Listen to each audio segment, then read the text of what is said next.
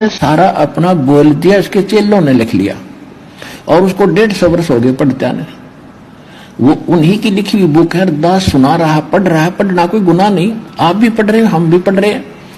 आप अकेले पढ़ रहे हो, मैं लाखों को पढ़ा रहा हूं। बता उसमें दुख क्यों मानते हो आप लोग?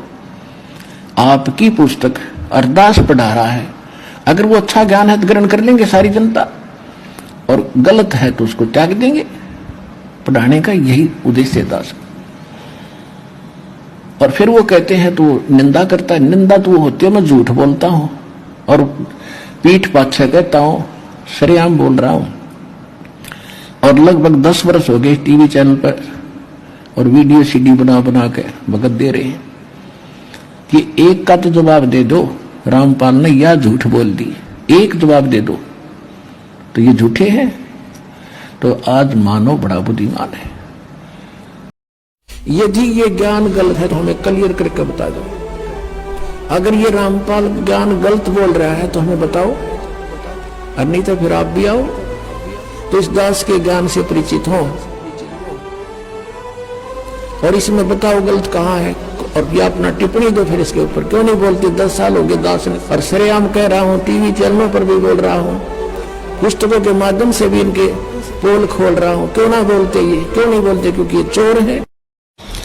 अब दास इसलिए बुंडा बुरा कहलाता है कि सच्चाई कहनी पड़ेगी मैंने, क्योंकि मेरे भगवान ने ड्यूटी ला दी।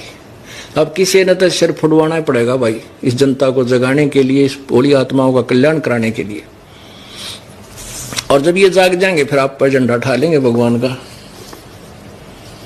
फिर ये आप पर होंगे ऊपर न मुंह करके, जो नकली आचार्य बने बैठे, गुरु बने बैठे हैं, इनकी दुकान बंद हो जाएंगी। ये छुपते फिरेंगे, कितने विदेश में जाकर बसेंगे, ढूंढे भी नहीं पाओगे। अपने अनुयायियों का सामना नहीं कर सकेंगे। एक दिन इतना ज्ञान युक्त कर दूंगा इन प्राणियों को।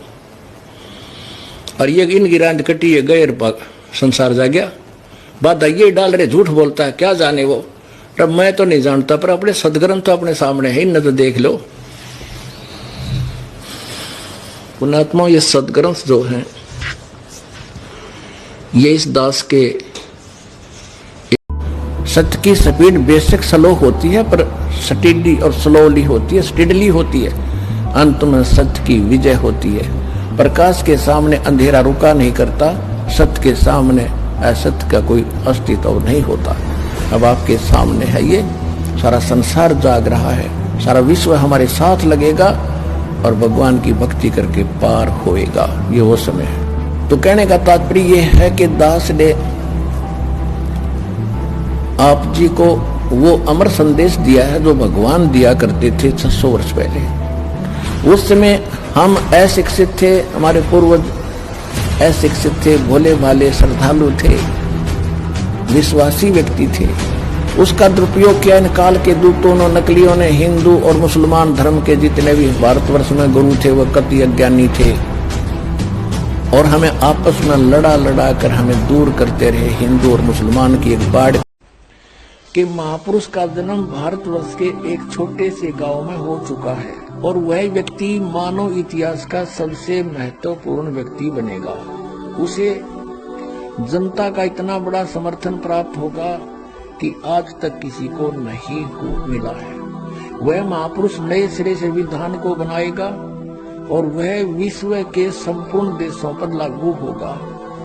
उसका एक झंडा होगा, उसकी एक भाषा